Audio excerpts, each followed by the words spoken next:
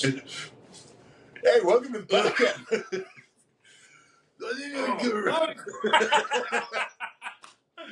Right when we're being completely Yeah. fake. Oh my god, that was brutal. Yeah, That's that's awesome. good. Fantastic. Yeah. All right, let's get this thing started. All right. We went video, so we Yeah. can just do completely shirtless episodes. Right. Am I the first one on this video? Yes. podcast? So we did one in person via video, just impromptu in my truck, and I was like, this shouldn't be video. Yeah. We should just. So I'm working on cutting that one down to just audio because I can separate them on here. Nice. So, yeah. We may use clips of that if I'm feeling really froggy, to put those out, but I don't know. We keep saying we're going to do it, and then we don't. Yeah, and then we don't. Yeah. Gotcha. But, no, how's it in Ohio? Rainy. It's a godforsaken and state. It's the worst state in the country. Yeah. I'm so excited for this game, and I am so unexcited for this state. Yeah. There's no sweet tea. Yeah. There's potholes everywhere. It's lots of corn. Lots of corn everywhere. Definitely lots of corn. Yeah. That's about it. Yeah. There's beans. Corn and beans. They've got a heavy rotation of beans this year. This has become the agriculture episode. Right. So they're really rotating through, getting that phosphorus back in the soil. You know? Yeah. Well, you're talking to the right guy. Well, one of the people anyway. Yeah. Hey, how is the, we're trying a new mic. Are we coming across, fairly clear over there? Yeah, you guys are great. Okay, awesome. Nice. Good to know that little bit of Amazon money I spent is coming out. Nice. Go to the other side of them. I think we'll start. What the fuck do you mean the other side? Well, the bottom? Yeah. That's the only other side. I didn't know what the fuck you meant. Okay. We are so good at this. I know what kind of episodes it's going to be, yeah. We are succeeding only because no one else is trying. That's right. So anyway, we'll get official with this. All right, so returning guest, Josh Macintosh. Yeah. Our first video guest, hopefully. As long as I can actually edit and get this out. If not, we'll punt back to the usual stuff. Right. But this episode was Josh's idea.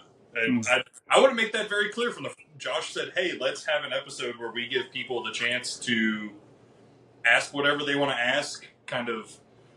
I don't want to say clear the air, because from my side, I wouldn't use that wordage, but I think some people would. Right. Yeah. But just to give people the floor to ask whatever questions, because No Fame ends up with, a lot of talk around it, so... Yeah. Yeah, I'm your Huckleberry. Yeah, and then we're going to talk about it. So I gave everyone the opportunity to ask questions via our Instagram anonymously. Part of it, honestly, was self-preservation from my side, because I don't want to give anyone the idea that I dislike or like more than I should any one particular person in this. We created a tiny little platform, and people can come on it, honestly. I don't give a shit. People can come. Yeah. To us. Do not come. Do not come. We've had a couple beers. Anyway, it reminds me of the Nick Ponzio episode. Yes, that was a good time. I wish we had video for that one. That would have been great, actually. Yeah. We'll have to. He may, spoiler alert, come down for our October game. Yeah, so he should. I'm gonna try and get him. I'll have to record picking him up from the airport. Please do. Please. Yeah, that would be great. He's coming to Maine, and he supposedly is going to go train with Matt Vincent and do a little camp with him. Nice. Where does Matt Vincent actually live at now? I don't know. I talked to him today. He's in Uganda with the nonprofit he works for, and then he's coming back, I think, on the 10th. Okay. But I'm not sure where he lives exactly. Yeah, I'd not sure Matt knows. Yeah, no. There's a certain amount of psychedelics, and after a certain point, do you live anywhere? Right. You know? Yeah. Yeah, no kidding. All right. Well, Josh, is there anything you want to talk about before we just get into all the questions that people submitted? Yeah. My big thing here is, look, I'm not trying to be anybody's hero or savior or guru or try to make NFG, at the forefront of the Highland Games. That was never the intention in the beginning. We really just came together as a bunch of guys and some gals and just wanted to throw and then it just exploded using social media. So, I'm definitely not perfect. I never wanted NFG to have one face. I wanted it to be the face of everybody. But at the same time, because it's an LLC now, that it's under my name. so, so we can get into, that definitely has a lot to do with, I think, what questions will be asked, is kind of the structure of what NFG is and where we're at. So, I'm definitely imperfect. I guess what I'll say is, and going back to the Doc Holliday, I'm your Huckleberry. Like I'm not really scared to call bullshit out. At this point in my life and everything I've seen, I know a lot of people have gone through a lot of different things, but with everything I've seen, I'm just not scared to call it out and have a conversation. Not like that I'm better or being judgmental necessarily, but just have a conversation. So. Cool. All right. Then we'll jump into it. The only other thing I will add on is the way I structured this is for anyone watching or listening.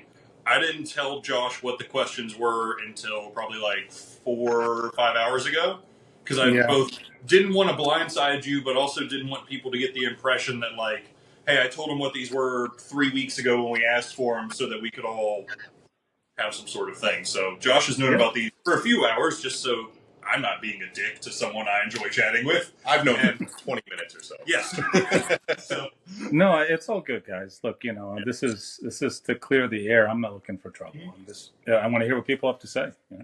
I have found in my line of work that if you don't give people very explicit outlines, they're going to assume that you did something else. So I'm telling everyone, that's how we structured this. Here you go.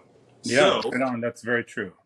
Yeah, with that being said, the very first question that we're going to do is, it seems like you try to stir the shit. Why not just focus on producing great games that empower all throwers? Yeah, I think that we're doing that. I don't think that we're not creating good games. I'm managing now 3 games. They're all high caliber. Home games was 147 athletes together. Of the pros, there was 8 pros. And so you can do the math. And then for the Highlander, there was 65, 70, something like that. So, I hope that we are definitely creating games that are for everybody. That's what home games is very centric on the athlete, the everyday athlete. That's how it was, created. And, Maine took a little roller coaster ride. The group of us with Moose, Justin Gagne, and Nicholas McPhee, and then Will Barron, when we were asked to take over Maine, because it was going to die, it was going to go away. So we decided that, Allison Tosteven, who was the former athletic director, she told us that she was going to step aside, and she asked me personally if I would take over. So they kind of, Will Barron and a few of the other guys asked, well, why don't we make it an Elite Games and make Maine an Elite Games? And then that kind of, I think pissed some people off. And I just said, okay, let's go for it. It's just 1 year. It was going to be our first year. It would make the number of athletes less, so it's more manageable for us. Matthew, you were there. And and now Maine is open. Maine is open registration. One pro. Shut up. Yeah. And, but yeah, look, as I said before in the preface, that I'm not scared to stir the shit. I respect, as a traditionalist, the old guard. But I'm not just going to let stuff slide that I don't think is right. And I think that, we can get into the shit that has been stirred if you want to. Yeah, do you, one, would love to. We'll definitely do that. But my follow-up question, do you think that that's what people are seeing and are mistaking you for intending to stir up shit when it could just be you saying, hey, I'm just going to be vocal when I see it already being stirred? Do you think that is where the lens is getting shifted? Or yeah, that's a great question. How would you think that someone got to this conclusion? I don't know that, and that's kind of why it's interesting to see these questions, right? Is to see people's perspective. Um, I don't like actively go out and look for shit to stir. It just, and I think that Just a that's shit something. magnet. I'm a shit magnet. I mean, look, I'm a professional chef. I'm a problem solver. I get shit done for billionaires on a daily basis and celebrities. That's what I do. And I'm not scared to like just back down. I'm not scared and back down from things that I find are unjust or from bullies, like I think the big shit, it's really, I think just because of what NFG has become, whatever it has become in its social media presence, that it's like a lot of people contact us. A lot of people contact the account and say, hey, did you hear about this? What do you think of this? I'm like, I don't fucking know, man, but I'll tell you what my opinion is. Like I'm not an authority on Highland Games. I'm not trying to be an authority on Highland Games, but I will say that I've been really, really lucky to have mentors like Dr. Bill Crawford or Steve Conway or Jenny McDaniel, like people that I look up to. And I definitely ask a lot of questions. I ask questions of people who are better than me so that I can learn. Yeah. And that could very well be it. Could be a lot of a numbers game because, I mean, Matt, you've got what, 1,400-ish followers on Instagram? I think you're 100-ish ahead of me. Okay, 18 maybe now. I don't know. I've got 13.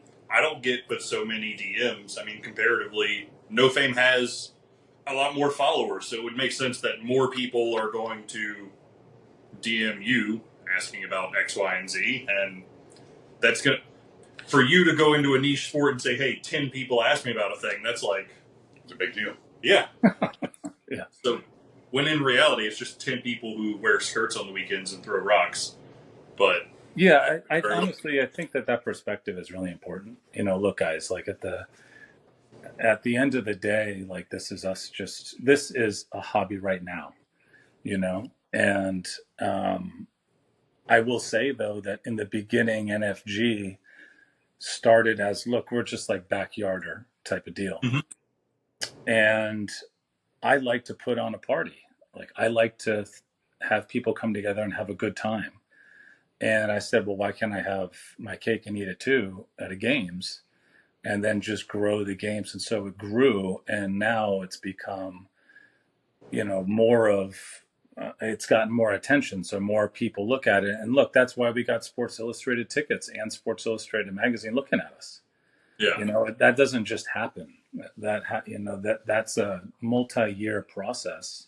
Mm-hmm. Because and I think this is really important to say, like our intention with the group of us at NFG was to highlight the sport, was to highlight men and women and to help, develop the sport. Yeah. So, promote it, to help it, Another thing too is Dr. Bill Crawford and Steve Conway asked me to help with the pro classes, particularly the pro men's class, just to help encourage it, to help bring it up because they were really afraid that it was dying. That it was in grave danger. So, and if we don't have a pro class as a sport, there's really nothing to, yeah, look, it can just be a backyard thing, but for people like you, Matthew, and Jeremy, I don't mean to ostracize you, but like for Matthew, we can revisit this episode in like 2 years, and then it's fine. It's fine. Yeah, well, from a track and field background, like you said, I've heard you say many times that if you just came in and slayed everybody, then you would have been like, no, this is boring. Fuck this. Yeah, I wouldn't have stuck around. The fact that I can be part of Team USA and have a world championship is all that matters to me as an athlete. So. Right. If we didn't have a pro class, I'd be really, really good at this sport. For sure. Yeah. Yeah, you'd be, top 10 there, Jeremy. Yeah, it'd be fucking sweet. Right. All the people that care would leave. Right. No. Yeah. I know, right? Yeah. But the top 10 would just be all the guys over 6'3". Right. Yeah. All right. Do that, man. All right. So the next question that I'm gonna hit is NFG seems infatuated with elite/pro throwers. The regular throwers provide the numbers that pay for the games, and they don't get to see the elite/pro throwers. Do you feel like you are creating a community or an opportunity just to have top throwers have their community. And I'm going to address like one very quick thing before we get your answer. Yeah. Amateur throwers don't pay for the pro throwers. I fell into that trap pre being an AD, and I'm very new into being an AD. And you think, oh, I'm paying registration fees, yada yada. Your registration fees are a drop in the bucket, whether they're $10 or $40. That is getting your shirt and your lunch and your awards. Like, it really doesn't leave me room to do anything else. I completely understand why people can think that, but if you go talk to an AD, you will find out very quickly that it feels like y'all are contributing a lot when it's costing 10 grand to put this game on. I'm not making that off of your registrations. Like, yeah, you guys are ADs, so you guys get that, you know. Yeah. Like, one thing that's really important to understand is No Fame Games was not associated with a festival. It's still not associated with a festival. It is totally homegrown. So all of the finances have to come from either sponsorships, and I'll tell you, registration maybe pays for shirts, and water, and, you know, some awards. Yeah. It really doesn't pay for much else, especially like last year we had a $4,000 hotel bill for the pros. You know, like that, and that's our choice because we want to help support the pros. That was what we were asked to do. It's important. I think, look, I'm not trying to demean whoever asked this question. I think, though, it's really ill-informed from a business side, or I should just say from a logistical side of how a games is run, which is what you just said. It's, yes, registration helps. It helps, really, it helps like with the running of the games in the non-pro classes. You know, it helps with, as I said, shirts. Look, like, we pay the judges. We pay the equipment to come. We do rental. We want to make sure that our guy, Kenny Gustafson, who's like the local guy, he gives all of New England equipment, want to give him some money. You know, that doesn't just come from nowhere. Like, most of my time, and look, this is unpaid for me. Like, yes, it's an LLC for me, and I have paid 5 figures into NFG to keep it alive the past couple of years. You know, it's not like it's something that, and to keep it going, like, you know, social media isn't just like, you know, a viral thing. Like, I'm not just selling ass shots and, you know, naked pictures, you know, commando style kill. You could. That's an option. Yeah, it's on the table. We could do a calendar. Yeah. Well, actually, that has come across. But hey, if we do a Golden Road calendar, send us some shots. We'll throw you in there. You can be Mr. Pick a Month. Yeah, the ADs of the Highland Yeah, Game. I'll just see these. Between us 4 and like Danny Webster, Chad. Oh my God, we're selling. Chad would be great. Danny Webster would be great. Yeah.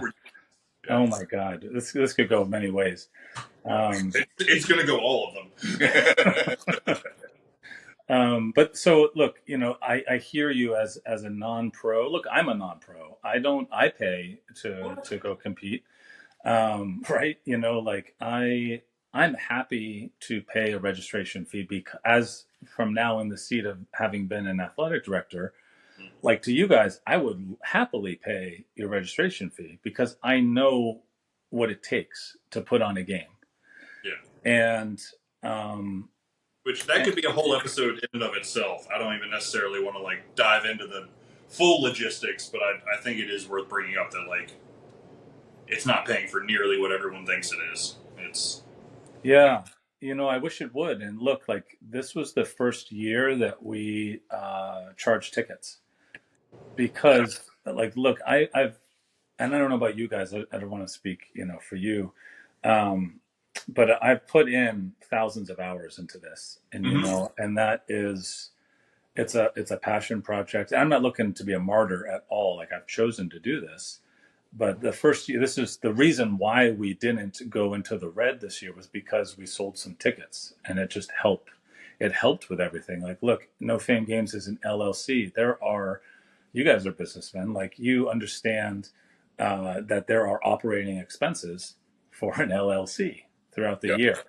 And I'm not looking to become rich out of NFG. I'm looking to have it be a way.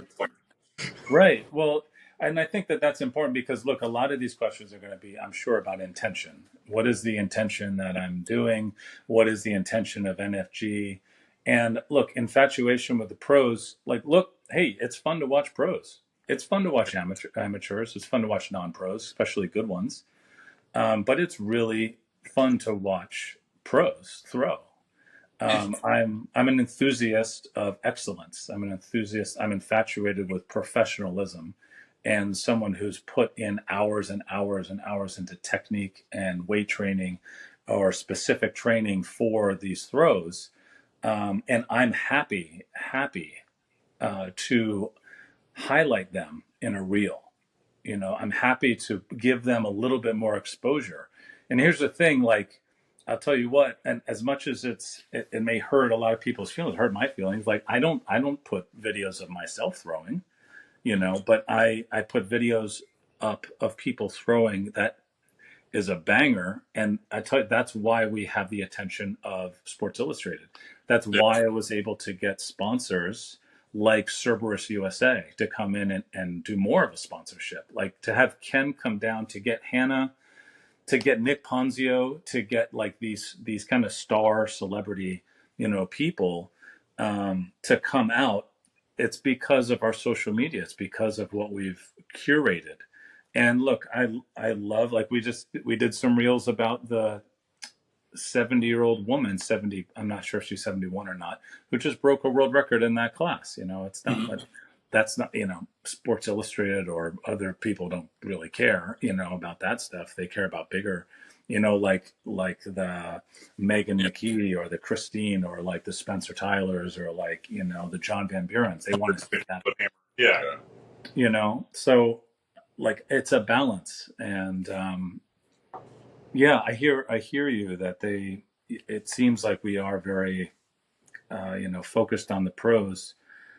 And I made a video about this, I think last year, specifically on this subject of why we focused on the pros. And it was because I was just straight up asked to please don't forget about the pros. Some of your sponsors will even want that out of you. Like, that is a part of getting their sponsorship dollars, is they want that on the backside. Hey, if I'm going to pay for X, Y, and Z, they want to see something for that, They do. Yeah, they do. And that's why it's a lot of pressure and a lot of time to make these reels. Each reel takes an hour plus at least. I'm really detail oriented. And a reel can take between an hour to 4 hours because I just want to get the timing right. I want to get it all right. And I want to help support the community. I want to help support us. And there are so many different channels. Like, here's the other thing too. If someone wants to do a collab reel, just give me a DM. I'm not like, against non-pros and connecting with non-pros. Like if it's a banger, it's a banger. And if NFG can be used to help, just the general community, that's awesome. Like it's kind of become that thing where it's beyond me in a way. Yeah, and then the only other caveat I'm going to add before we move on to the next one is the second part of this was, they say, and they don't even get to see the pro throwers, and are we just creating a community for pros? Yeah, you don't get to see the pros because you're not a pro thrower and you signed up to go throw. If you want to watch pro throwers, go buy a ticket. Like, that's very much an option. Yeah. They're both on the. You don't get to throw at the same game and go watch the pros all day. If that's what you wanted to do, you either need to go pro, yeah, or just not throw that game, go buy a ticket, or go volunteer and go shag. There are 1,000 other ways for you to. If your goal is, look, if you throw 8 games a year and you cut one of those to go volunteer and just reach out to the AD and say, hey man, I want to show up and help volunteer with your pro class, they'll probably take you. Oh yeah, we need people. Like, here's the thing too. There's twofold answer to that is, or just in addition to that, is one, as an enthusiast of excellence in athletics, I love being around other excellent throwers. I love being around people who are better than me, whether I'm looking at them or just able to go up and talk to them and just have a conversation. That's one thing that I feel is like really valuable. And then two, you're right. If you want to volunteer, Man, I will be one of your best friends. Like, if you want to come out and actually offer your time and volunteer, like I'm doing essentially to help support, and make this happen, absolutely. Like, I think we're really missing a lot of that. And hey, look, how much do you guys pay or charge for a powerlifting meet or a strongman meet? Oh, his strongman shows are more than our Highland games. Yeah, by far. Like 85 to 120. It kind of depends, but like around $100. Yes. Right. So why we're charging $45 for games?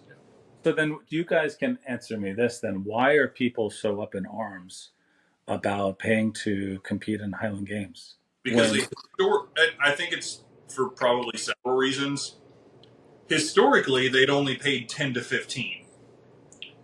And then I think as the older generation has left and the newer generation has come in and said, that's just not feasible. I'd stop running games if I had to charge a $10 entry fee. I wouldn't be able to do it. Between having to pay equipment rentals and judges and just food and t-shirts and prizes and all of that other, and the equipment that I have to keep buying. I keep saying, oh, this next sponsor, I'm going to finally use that to get the laptop to run the podcast off of, or the ring light and the microphone. Spoiler alert, I just went ahead and bought all this out of pocket because every time I get a little more sponsorship money, there's some other thing I need to buy. Yeah, exactly. For the game. It has so far been never ending. Supposedly there's a light at the end of the tunnel where I will break even and get to do the superfluous stuff. It hasn't happened yet. Like, yeah, and that's going back to why, using social media to be able to, I use it as a business card for businesses to ask for sponsorships and do cold calls. Mm-hmm. Yeah, and it's people don't see the 2 hours it takes me to drive to our September games location. Right. And the 2 times I've had to go out there already. And the time I'm going to go out there next week now that they've signed their ticket contract and we're going to go get the field set up. And cool. I drive an 8-year-old Toyota Tundra. It is not great on gas, but I need it to haul the games trailer. I can't get a Honda Civic. This doesn't make sense. Right. Yeah. That's just money I'm paying and miles I'm putting on my crap to go try and set this up. I always have a hard time listening to people that aren't going and volunteering or doing more. Or I rode up to Ohio to volunteer for Dublin to help my boys out because it matters, and it's going to be. If not us, then who? If not us, then who? Like someone's got to do it. The game's Wait, you're volunteering, Matt? So we had the whole when I sat there and tried to drop. I made us a website the other day, and that cost me several $100s to get the domain done up and all the design. And it's a moderate website, right? But I was like, we need to look like professionals if we're going to keep approaching venues and doing all this, and we've got to have one. Yeah. So, it was huge for us too when we developed our websites. Hundreds, if not thousands of dollars. To get it together, to maintain it, and that's not even like the time to put in. Yeah, and then it's just the hours I'm sitting there going through and moving and changing templates. Yeah, no, if I build for my time anything, oh God, I'd be horribly in the red, way more than I am now. I am valuing my time at 0. Yeah. And then actually, strategy or branding or really putting it all together. We're doing that. Well, that's what I mean, though. You're doing all of that. Look, if you look at it from a business perspective, they hire out people to do all that. You take a business loan out, and I'm not going to risk that for the Highland Games. No, I love you guys, but I'm not gonna go into that much debt and destroy my credit and my life and my child's future. For this? No. But yeah, look. Secondly, or a side note to that, Matt, did I just hear that you're volunteering your time now? Yeah, always. At most games. This is probably the 3rd game that I know of that Matt's gone and volunteered so far this year. My 8th game that I volunteered. Yeah, that's why I said that I knew of. But yeah, if Matt's got a free weekend, and Matt doesn't have a kid and all of that stuff, so good for him, he can do that. But some people could pull a weekend or two. If you gave a shit, you could. Right. You could make it work. And you can make it part of your family culture and tradition too. Yeah. Right. Yeah, because if you're volunteering, you can say, hey, but I'm going to disappear for 2 hours in the middle of the day. You guys have fun. And I'll still take that free help. And then if from 12 to 2, you want to go walk your family around the festival. Like, I'll take that, man. Like, if I can plan around it. So I remember someone asked me the other day why my opinion, Jeremy's opinion, any of our opinions actually mattered in the scheme of the sport. It was my immediate answer was just sweat equity, right? Like, because we're there, like, because we're running games. What'd you say about Heavy Athlete the other day? It's just two brothers and a dude. Yeah, it's what's the organization supporting this? Yeah. No, no, it's just some guys. Yeah, it's the McDougal brothers and another guy. Like, hey, congrats, guys! That's yeah. That's really awesome. You know, so I think that's the great part of the sport and our games, our community is like it is like the Wild West, you know, and there is no governing body, and there, you know, but there's also so many opinions. Well, then even with like podcasts and stuff, I was like, man, I'd love, and Sinclair and them are doing one, so like I'd go something to consume media wise.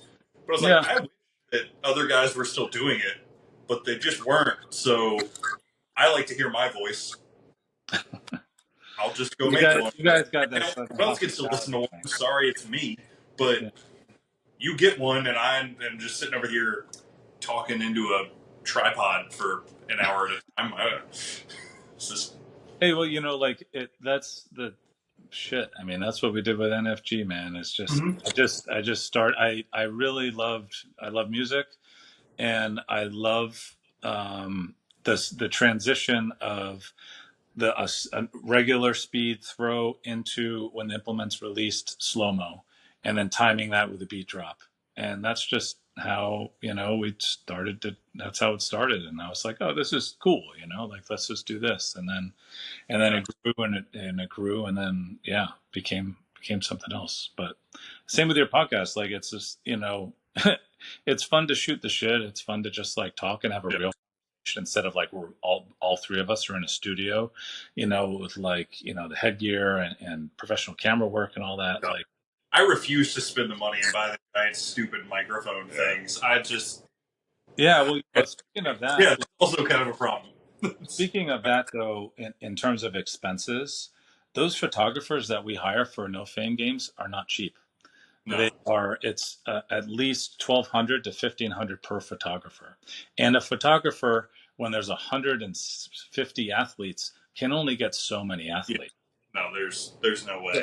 So if they're gonna, you know, we had 3 photographers for home games. One of them was Jarrett McPhee's really good friend, Jason Zuko, and he did a lot of the still photo work, and he did it for free. Actually, Jarrett offered an exchange just to help support us at NFG for that, and his photos were fantastic. I think he took like 3,000 photos, you know, and it was like, but the other videographers, like the Cerberus videographer, and then another videographer that I found, like, they're professional videographers, and where does that money come from? Well, it has to come from either trips. It doesn't come from registration, or it's going to come from hopefully ticket sales. And I tell you, if there's no guarantee on ticket sales. If it is raining, you know, thank goodness that Sports Illustrated is coming in and trying to help out, because that can really help revolutionize. Thank God you get the ticket sales, because I work with venues that are established; they get their ticket sales. Yeah. I mean, that's the thing about home games is we have control, right? You know. Yeah. So other games with festivals, but you know, I connected them with a lot of other festivals, and their numbers are better than Ticket Spice or Eventbrite or, you know, a lot of the other major ticketing apps. And not only that, they handle it themselves. They go and they take care of the gates. You know, plug for Sports Illustrated tickets, obviously, right now, but they handle the gates. Like, that's a big deal. That's why Maine got on and the Fort got on, was immediately as soon as they heard, oh, you guys bring people down and handle the gates? Holy shit. Yeah, okay. Let's. Yeah, it's a no-risk way to enter into trying that out. I mean. Totally. And, you know, that's where they make their money, is with ticket sales. So they have an investment to make sure that people, you know, those gates are manned. So that's a whole nother part of the business aspect. All right. Well, we got more of these to get through, and we've been yapping. So relocked it. Sorry. Dingus. There you go. All right. And some of these are starting to bleed together. So I'm sure we can trim this down a little. Do you think $60 entry fees will be the standard going forward? Kind of ties we've already said. Yeah, I mean, we kind of covered that, but it's really whatever the AD thinks it is, and whatever the AD wants to charge, you should pay whatever the AD wants. Don't just flick that. Go flush it. Yeah, get your dick out of here. I don't want that in my room. Got parasites. The boy's got worms. Yeah. I mean, yeah. Just to reiterate it, it's look. Watch anything out there right now. Inflation is everywhere. Yeah. And I mean, even the guy that I get my equipment from, everything's harder for him to find and more expensive. So if I'm trying to work something out with him right now so everyone can throw dope implements at our games, it costs money. I have to get money from somewhere. The t-shirts cost more than they did 5 years ago. The food costs more than it did 5 years ago. So while it may not be $60 necessarily dependent upon the game, it's stuff costs more now. I can't fix that. Look, I'm not shy. Like, look. What do you know? Powerlifting meets $100, $120, $140 right? sometimes. To lift a bunch of circles. Yeah, and there's no, what you get a T-shirt and you get pain, and then maybe you get an award or you get a trophy. Same with strongman. It's around here it's $85 to $100. Yeah. For one comp. If you want to go to a Highland Games, that's a party. I like to put on a party. I like to put on a show. It's so much more fun. It's something that everyone can have a memory. Like that's why I got into the culinary arts is to help create memories for people. Whereas in the same model goes into Highland Games. It costs money for better or worse. That's what it is. So pay your athletic director is what I'm saying, especially your local athletic. 100%. All right. Will you bring in more high-level track and field athletes to throw with pros and piss people off? I hope so. I really do. Yeah. I hope. Look, the right now, the craziness of this is there are no rules. The only rule is that you need an invite. Yes, there are standards, that supposedly, I think it was with the SA or SAAA, maybe they had some number standards to become a pro back in the day, and they're trying to reintroduce that, which is great. Look, that's great. If you're going to get an Olympic athlete, a track and field athlete, to come in and just dabble, to get some interest in, from the track and field world into the Highland Games world. Look, I'm not the world championship. I am not one of the best pro games in the country. That's not what home games is. That's not what NFG is. So, it's a party. It's a place for people to come and hang out. And if an Olympic level athlete is going to come in, I'm going to pay them to come in because of honoring what they've been through to get to the level that they're at now. And like Matt and I had this conversation, and again, this is a whole nother episode, but so like NASGA has a rule that if an athlete is serving a band in another sport, they won't. But at the same time, NASGA is not a federation. It's not something any of us put money into or necessarily get anything else out of. And the home game scores just went ahead of the athlete, and we haven't released yet, spoiler alert, any sort of guideline on what needs to be used to use that database. So, really, at the moment... Yeah, depending on what you're looking at, it doesn't matter at all. Yeah. So, and you could even just come have them throw and not report their score in the same flight. You could do it any number of ways. Yeah. Who gives a shit? Yeah. I think it's funny to not think you should include them in the pro class, especially when we have pros that are just bad. And we have professionals that get invited to games that that Jeremy could beat, or that like they might be a one-trick pony, right? Like they might have a 32-foot sheath, and that's great, and then they throw an open stone 35 feet, and who cares? And so, like, we have guys that are already only getting invites because they can turn big capers. And so to not invite someone when they are a 74-foot shot putter seems ridiculous, right? Like, I mean, even in home games, he threw pro numbers in the state. Right. Yeah. Except his weights, but that is to be expected. No, in the stones. In the stones. Oh yeah, his stones. Yeah, no, they were half-inch below my Braemar. But yeah, in his first game, yeah. Yeah, well, he throws rocks far. So no, but that's the whole thing, that this is the jokes like this is why I love doing it. Like that you can say that now. That was years in the making to contact Nick. And I will forever joke about it. And honestly, at this point, me and Nick are boys. I his balls. I don't give a shit. I think it's great. I'm here for it. I'd love more looking for it. And look, and it just goes back to, look, I can only control what I can control with an NFG and home games and the games that I manage. That's all I can do. And that's all that anyone who's asking all these questions, you can just control what you can control. I'm going to have a party, and if I can invite and they can come on their own dime too, to an extent, Nick came on his own dime. He didn't break even. He came on his own dime, after all said and done.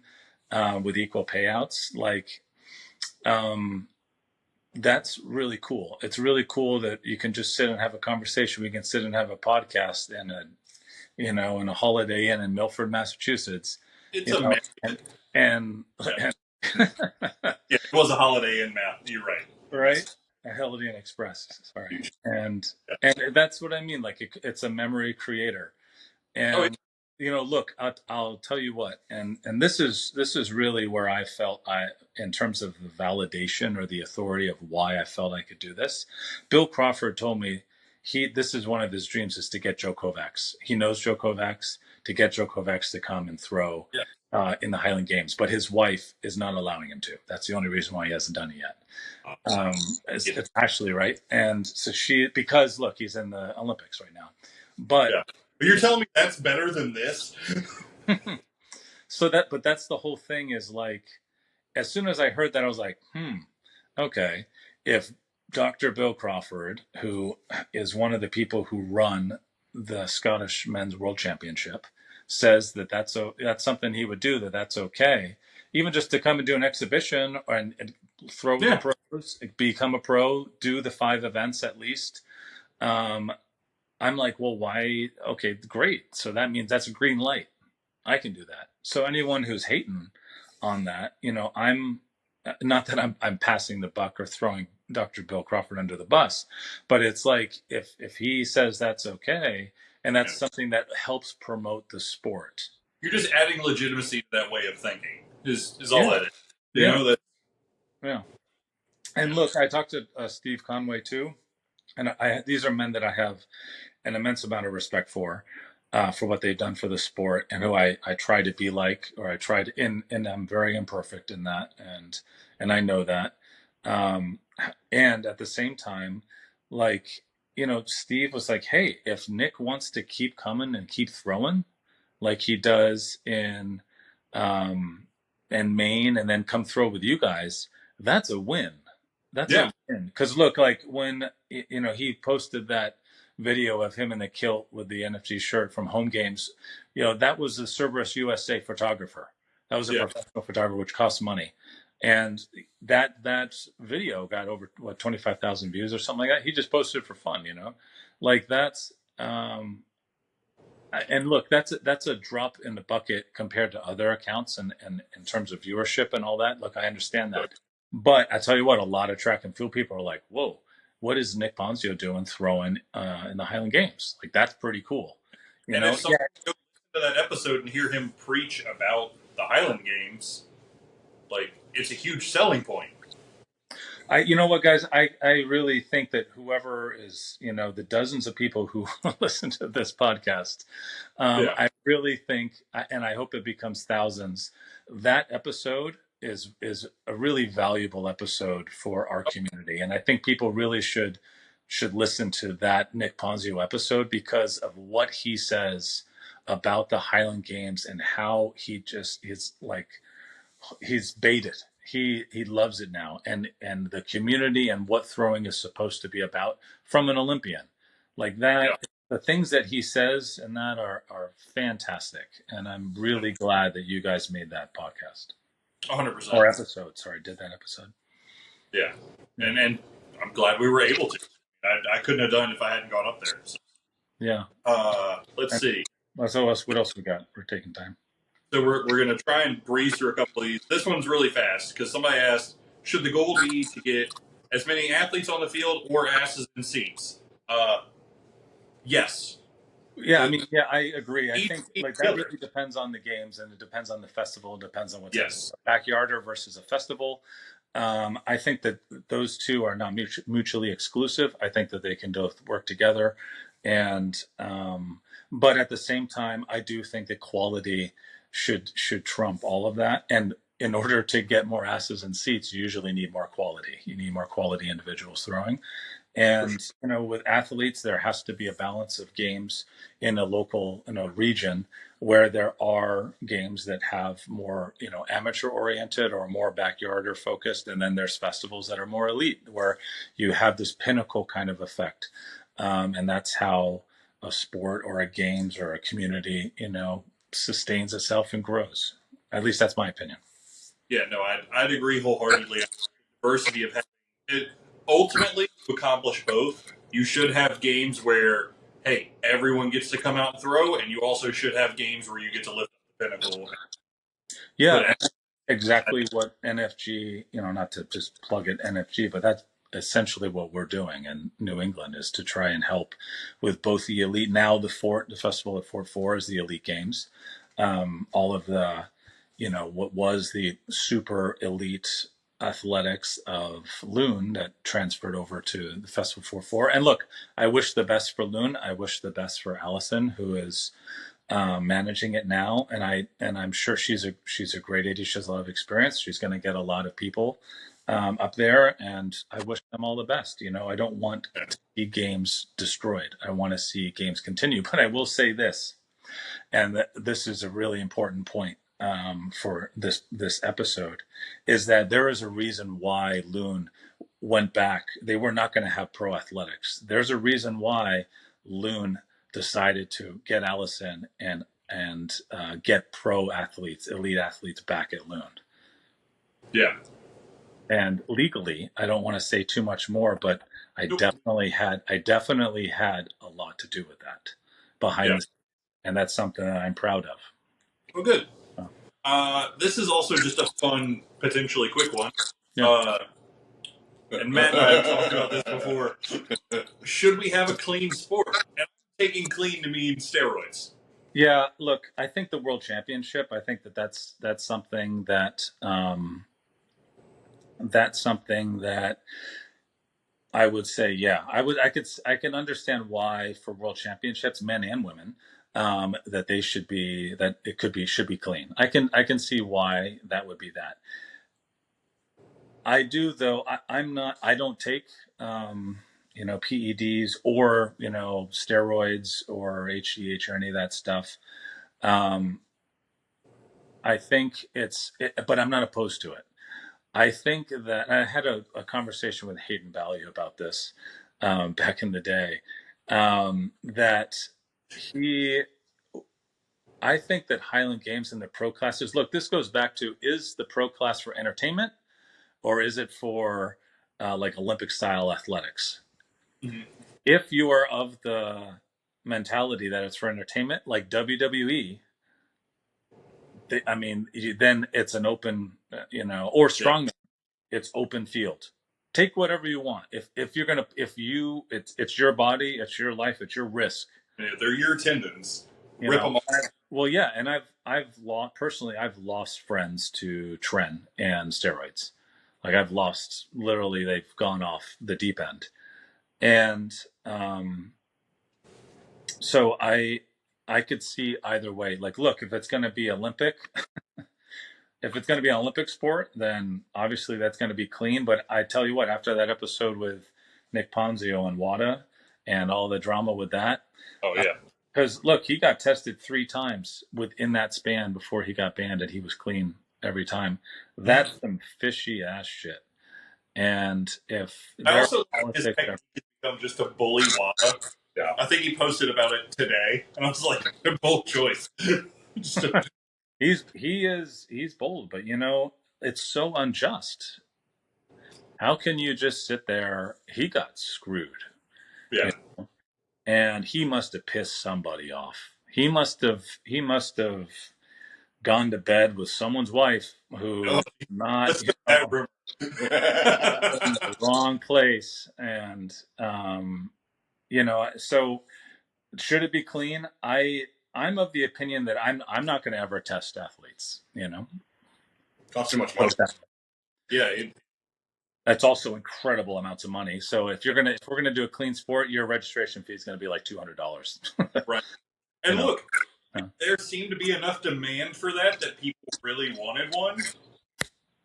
Hey, someone could out there run a drug-free game. That could be their advertising point. You're going to pay a shitload of money to go. National Championships drug test. So, at the point that it matters, we already get drug tests. Yeah, look, and I gotta say something about this with Spencer Tyler, because look, I know Spencer's an imperfect person for different things, but he's always been a really great guy with me. He's always been a super cool dude. He's he's look, he came out to NFG on his own dime for those times that he came out, and moreover, I know who watched him piss into a cup for the 2019 World Championship, and it was clean. Yeah. So look, I think that people who hate on Spencer, like that's an accolade, and that should not be taken away from him. And I was talking with a few pros about that very thing, about the 2019 and him pissing clean. And they were like, wow, then a lot of the pro class owes Spencer Tyler a big apology, the men and women. A lot of them owe him an apology. And I thought that was a really interesting thing for them to just stay by themselves. I don't know. I don't give a shit. Like, he's a great guy with me. I feel like I know the new Spencer Tyler from what I've heard, and an incredible dude. And I'm sure that I know for a fact that there are a lot of pros currently throwing who are not clean. So now, I know a lot of amateurs, non-pros, who throw and are not clean, especially in the masters class. So it's honestly probably much more plentiful. Yeah. It's the same way in every sport. It's the same way in strongman. It's the same way in anything. Well, like if I'm recruiting people from strongman over to the island, like I got to tell you, half the field isn't going to be clean. Yeah. Yeah. Look, I don't have a problem with that. Here's the thing. People asses in the seats, they want to see bombs being thrown. Sponsors, they want to see bombs being thrown. They want to see athletes just like WWE strongman are yelling and ripping it and loving up the crowd. They want that for amateurs too. It's a show. Like, especially if you're at a festival, you're there to put on a show. Yep. If like some place like Home Games, it's a show for each other. It's a show for out of respect and camaraderie and honoring our sport and excellence in our sport with each other as athletes and throwers, and just having fun and talking shit and bragging rights and all of that stuff. So yeah, that's what I'll say about that. All right, on to the next one. Matt, unlock your thing. There you go. Why are you sticking with the name No Fame if it's obviously very much about the fame and just pros? Was it always intended to be ironic? Yeah, there is. I mean, look, that's a fair. It's a fair point for what they're saying. I think I get what they're getting at.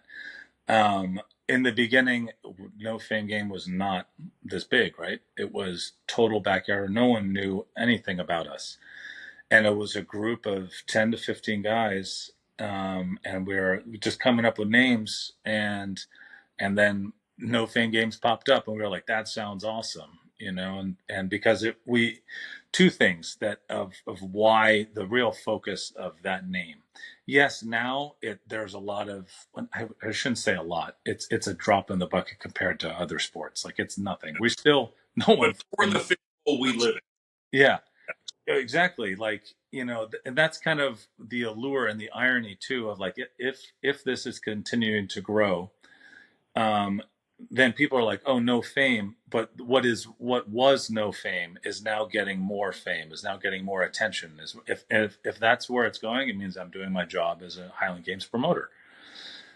The two things I was going to say with no fame is, one, we wanted, coming out of COVID, to bring the focus away from fame, of like the trophies and of, you know, the bling and everything, and just like winning and numbers and competition, to going back to the camaraderie, going back to why we're here throwing with each other. It's not about the fame, it's about our community, it's about us coming together having fun. And I think that home games, I hope at least, you know, Jeremy experienced that at home games, is that it was community, it was about throwing together, it was about fun.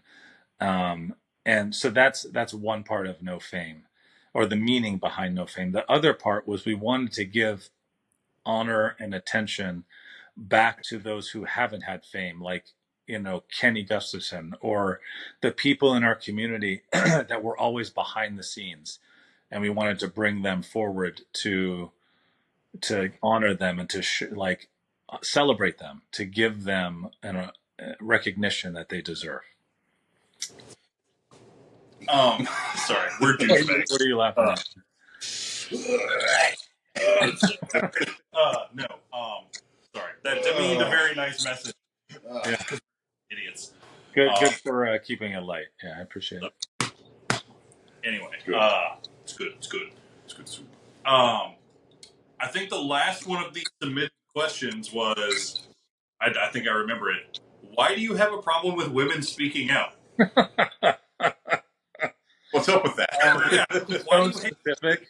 This is like so specific to one female who I wake up to getting a message that I've been tagged in a story post, totally demolishing Nick Ponzio coming out. And so and this person, we had a rapport where, you know, we were talking about a bunch of different subjects, and one of them was this woman was complimenting me and the team for standing up against bullies. And so we were, you know, we had a fairly good rapport. So I'm not just going to let an offensive, low-class post go unchecked, and it, whether it's man or woman, or male or female, or in between, or other. And I think that it's being that's a skew to what the real issue was, and it's a scapegoat. Like, I listen to my wife every day. I follow my pecking order of, you know, who's in charge of things in the house and life. I have no problem with being told, you know, by a woman, or having them, you know, confront or have an issue or come forward. That's fine. But I don't like when things are done disrespectfully. And if something is done disrespectfully, then, I mean, I can choose to either be an asshole and be disrespectful back, or just call it out and say, hey, this could have been, we can have a conversation about this subject, instead of just being blasted, you know, where I thought that we had a better relationship, but I guess we didn't. So that's the roundabout way, I guess, of saying that. Please, sir. Follow-ups to that, because that one is not my realm. That was the question that was asked, so... Oh, well, if you do that. So this is the one time where I don't have to follow, but you do. Holy shit. Yeah. Matt actually says words. All right. So what was what is actually the complaint about Ponzio in the game? Like, why are people upset? It was, from what I understand, it was only one person. Okay. Actually, it was one person and their partner, who is a mid-level pro, who I have respect for as a person. And I'm not going to call names out, because that mid-level pro and I had a back and forth, and it was very heated. Obviously, you know, he was doing the male thing of defending his partner and all of that. And once we got through the shit, you know, it came out that it was. It goes back to the conversation of what is the pro class? Is it entertainment, or is it this elite thing where it has to be numbers based. And is it controversial that we asked, or I asked, NFG asked Nick Ponzio to come out having never thrown in a Highland Games? Yeah, of course. But the amount of goodness and good things and good memories and times that have come from it very much outweighs, less than a handful of people who seem to have a problem with it, And then when I went over, particularly when I went over the pay, when it was equal payouts, and everyone got a room and equal payouts, then it's not like, yeah, of course he's an Olympian. He's going to get my attention because, we cultivated a relationship over a year, a couple years. But I don't, yeah, I mean, you would probably know more about what were a lot of the, issues from a track or from like a Highland Games background or in a track and field background. But it just seemed like it was, oh, he's never thrown before. How can he be a pro? Well, he threw stones. And if right now there are pros who are one trick ponies throwing in the pro class, then that's hypocritical for people to come out. Right. And when the pro class is invite only, meaning that you need, in order to become a pro, you just say, I'm going pro. Where are my invites? Well, here's your invite, Nick Ponzio, and, enjoy. Thank you for coming. Thank you for flying all the way from where you are to invest in our sport and to join our community, to throw with us. And the amount of exposure that it gets to for our sport, like that's what big ADs have all said to me, like, man, this is the amount. And not only that, but like the elite level pros like Vlad or Glenn or Spencer or John, they all were like, this is fucking awesome that you got Nick to come out. Like they weren't like nothing bad. Five of the sport. No, everyone, literally the top five of the sport. And like Garrett, Wes, Jonathan, they're all like, this is fucking incredible that you got Nick to come out. Like, how did you pull that off? Well, I pulled it off because of all the money that I invested into NFG, into the social media accounts, to growing it up, to getting Sports Illustrated involved, to getting Cerberus USA involved over years. That's why Nick was able to come out, was because of all of that. So I'm very imperfect, but I try to I've studied with really amazing people and amazing teachers in all of the professions that and realms of life that I involve myself in.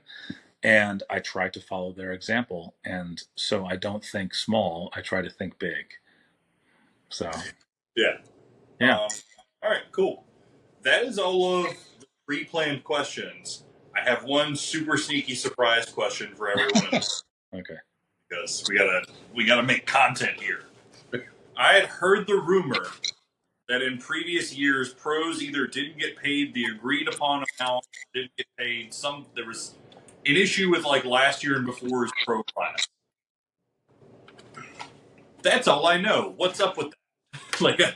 Yeah, that's really sad to hear that, because when we invited pros last year, we had a huge pro class, right? And we said, look, we don't know how much, because this was not a ticketed event last year. It was solely on sponsorships. And that's when Nick and Sandy McPhee were involved, in NFG. And so we just said, hey guys, if you can come out, we'll give you the most that we can. And we'll try to tier it for first, second, and third, and then everyone else gets at least something. It's not going to, and I said, it's not going to be much, but we didn't have an exact number. They all got the same pay. They got what they got, and they got a room and board, and they got food.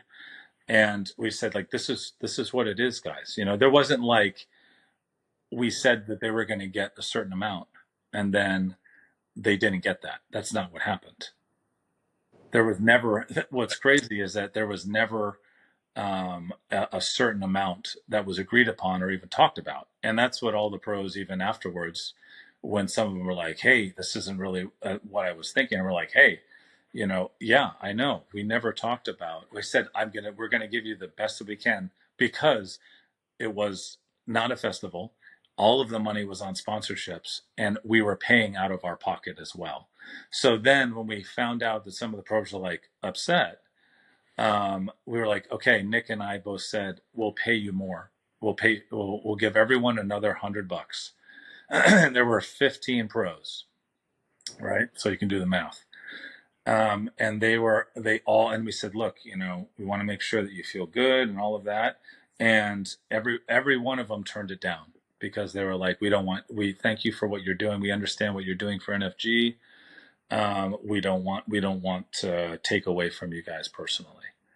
So that's what that was. It's really sad, because look, you guys can understand this as ADs.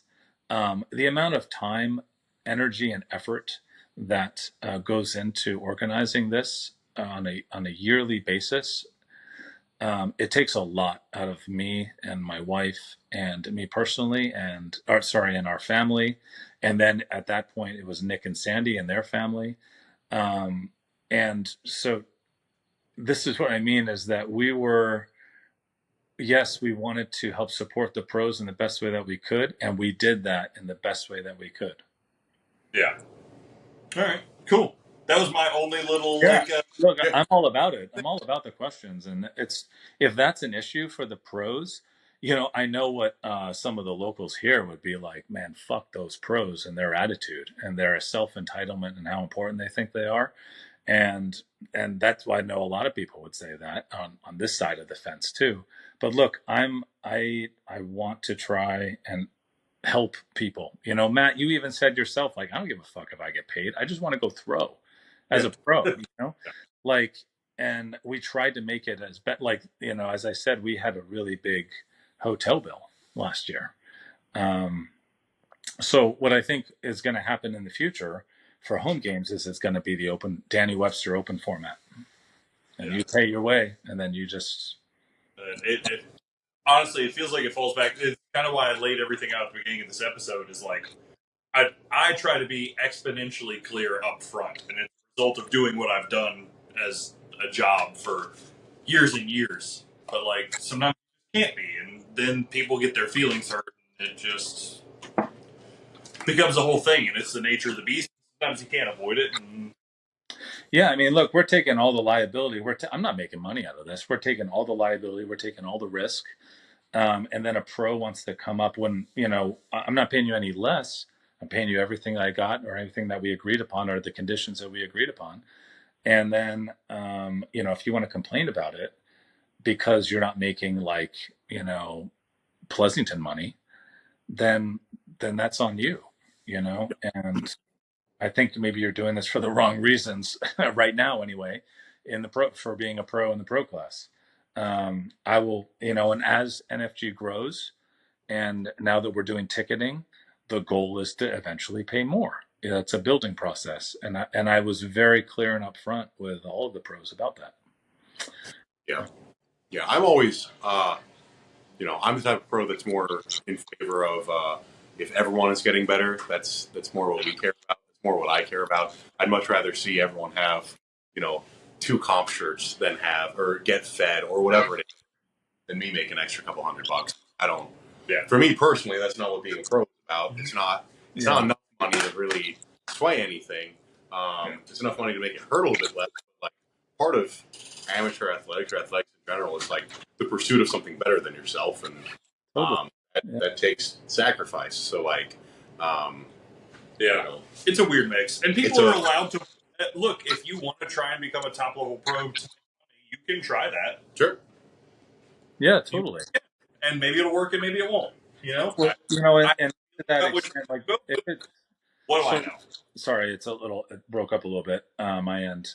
Another part of what I talked to the pros about was I was going to do a lot of reels and really we had Cassie come in, which is expensive, and to film them and then use that content to create reels, which then gets the attention of other festivals, and then ideally they're getting more invites. Yeah. So yeah, I didn't. we weren't able to give what a lot of other festivals can give in their budget.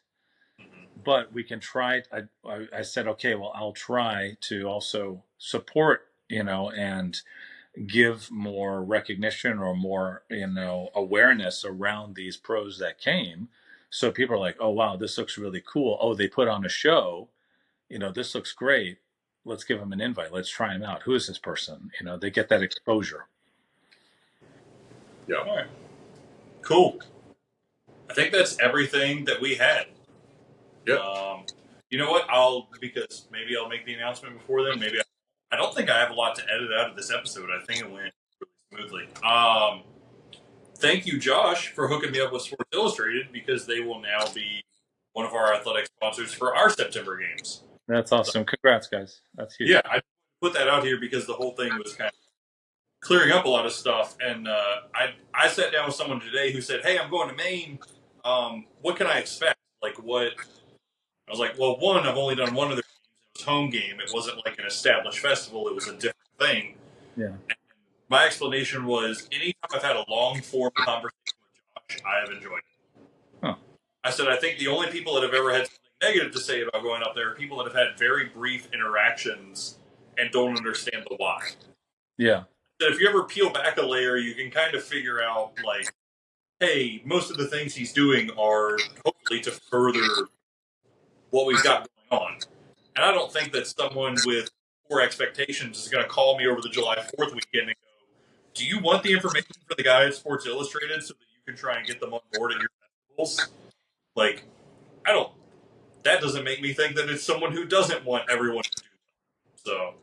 Yeah, look, I will say, if I have put an impression in anyone's mind that I am not doing this for the benefit of the games and of the community, then it's sad to hear that, because I do feel, but if that's the truth, then I wish I could just sit down and have a conversation like I have with you guys. And I welcome anybody, if they have issues, to come and talk to me, to come and just have a conversation with me. And I don't know, this says it's reconnecting. Oh, he's coming back. Oh, where, you got me? There we go. All right. Where'd you lose me? It should honestly give me your recording from your side. What it'll do after we get all done is it'll upload from your side and mine. Okay. So I got that. If you've ever gotten the impression, if anyone's ever gotten that impression, you'd like to sit down and have a conversation like you do with us, and then you drop it on our side. So yeah, that's really it, and there's a lot of other really big things down the pipeline coming up, and I hope that people can see NFG, as imperfect as it is in some ways, for what the greater picture that we're trying to build, and what it really stands for. It stands for all of us together. It doesn't just stand for me. It's never stood for Josh Macintosh. It stood for all of the athletes in New England and all over the States and now world, people all over the world contacting us, and fucking Peru and Chile, and it's cool to see that. It's a little daunting, but it's also look, if there's things that I can clear up, so if people are upset or frustrated, really just come have a conversation with me. And you may not like everything I say. I may not agree with everything you're saying, but I'm going to be respectful. I'm going to be cordial, and I'll treat you as a human being, and as you deserve, So I appreciate you guys, given an opportunity just to come on here and hopefully clear some things up, because I want us to move forward, and and also have NFG be on its best foot moving forward. So if this episode can help with that, then not because I have some ulterior motive or some hidden agenda that I'm trying to use people, or look, I'll be really honest. I work as a private chef for billionaires and celebrities. I don't need to do this. I don't need to be here. I don't need to be creating NFG. I'm doing this out of my heritage, my love for culture and heritage, and because of people who have made a huge impact in my life, like Dr. Bill Crawford or Martin Janzik, and others, that I want to help carry this into the future in the way that I can. Not that I don't want to be an authority. I don't want you to look at me as some like, big shot in Highland Games. I'm a regular thrower. I am pretty good at throwing a party, and I'm getting a lot better at it in the Highland Games world. And I love strength, and I love bringing people together. It's what I do every day at work. So I I hope that kind of can. I don't say that out of arrogance, like I'm a private chef to billionaires. It's just it's my job. I've designed a resume over decades in order to have that, in order to meet that job, to be able to fulfill that job. And I guess what I'm trying to say is, like, this isn't something that I need to do like for money or have a financial incentive to make NFG this 5 or 6 figure thing, which it's not. It's not. But I hope that other festivals or games like you guys, I hope it can become something that can also help sustain you and to give back to people like yourself, to 80s. I know that that's not your intention, but like, we need to support each other. So when this happened with Sports Illustrated, I was like, hey, look, this doesn't really benefit me by telling you guys about it. It's like, I wanted to tell you about it because I think it helped us at home games and NFG. And I hope that it can help you too. Maybe it can, maybe it can. And you guys said that, yeah, it can help you. So, and now you are sponsored by Sports Illustrated. That's really cool. You know, and they really want to bring us into the magazine, into the website, into the forefront. Like, they have a vision too. That's a big vision for what's coming down the pipeline. And that's exciting. And look, for those people who don't want to see Highland Games on ESPN or on a major sports network or be highlighted in magazines, for those people who want it to be like their own little niche thing that doesn't grow, like, then it doesn't have to in your area. Like, it doesn't have to be that way. But for what I have control over and what I manage in home games, if I can help be that, not because I like the limelight or because I want, NFG to be this big, big bad boy thing, but if it can help, if it can be of service to our community and to humanity or whatever it is, or to a track and field or to a kid, to a son or a daughter who is like who gets inspired by it, like how people were in The World's Strongest Man back in the day. Like, if I can just help it be part of someone's life, that they become great and they find themselves, then that's a win. Because it's what's important is not what we get, but what we give. And I hope that what I can give to the sport, what I can be of service for, can really benefit the sport. And I know that I've done things imperfectly, but for the things that I may have gotten in trouble with or started shit for, there are deeper reasons why I did them, and I just don't talk about it. I just take it on the chin and say, okay, if someone doesn't like me, that's not, like, I understand. That's par for the course. I'm not going to bitch and moan about it. But there's a lot of stuff that happens behind the scenes, a lot of stuff legally I can't talk about, because of just because of a lot of bad shit. And I'll tell you what, though, if there is injustice, or there's people who are, I'm not trying to be Superman, but it's like, if there is injustice, then the worst thing that a good person can do when there's an injustice is to be silent. And because it just goes on and on and on. And I've been through enough pain and issues in my life, and growing up in the Caribbean and Force 5 hurricanes and destroying islands, being without power for 6 months, and seeing people shoot and kill each other and loot and steal, and just basically basic anarchy, at a young age. It's like, okay, well, it's really important that we do good in the world. And that's more important than anything that I can ever, any riches or any fame or fortune or whatever that I get. I don't care about that stuff. I'm a former Buddhist monk for years in Thailand. So, like, I've seen a lot of really different crazy shit. And I'm not, again, it's not to my own horn. It's just, this is just my perspective. And I hope that it helps give people who are listening a perspective on who I am and how I try to, help NFG develop. Yeah. All right. Awesome. I think it's a great wrap up. We yapped for almost. Yeah. So I have to wake up and throw tomorrow morning. So yeah. You got anything else? No, I mean I'll see you in 3 weeks. So. That's right. Yeah, you will. Too bad I miss you, Jeremy. It would be fun. Yeah, no, dude. If money wasn't an object and time wasn't, I had a blast at home game. I would definitely go back for more. It's just you're gonna see. Trying to diversify this year, and one no fame game was as much as I could swing. All right. Well, hopefully next year. Yeah. There you go. All right. Cool. Oh, right. and I think actually you may qualify for the fort next year because of home games. So I'll have to double check on that. But anyway, it would be fun to have you guys come up to the fort because that's a really fun game too. 100%. Logistics wise, with this, it may try to upload your stuff from your device if it gives you a little progress bar at the end. I'm still learning this, so okay. If you get into something, just let me know. We'll figure it out. Yeah, this is a new app for me, so I don't. Yeah, same. They stopped supporting the other one that I was using like July something. I don't know. Okay. I had to find a new one. So gotcha. Here we go. All right, cool. Thanks, guys, and good luck tomorrow.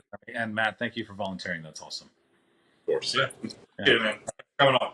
See ya.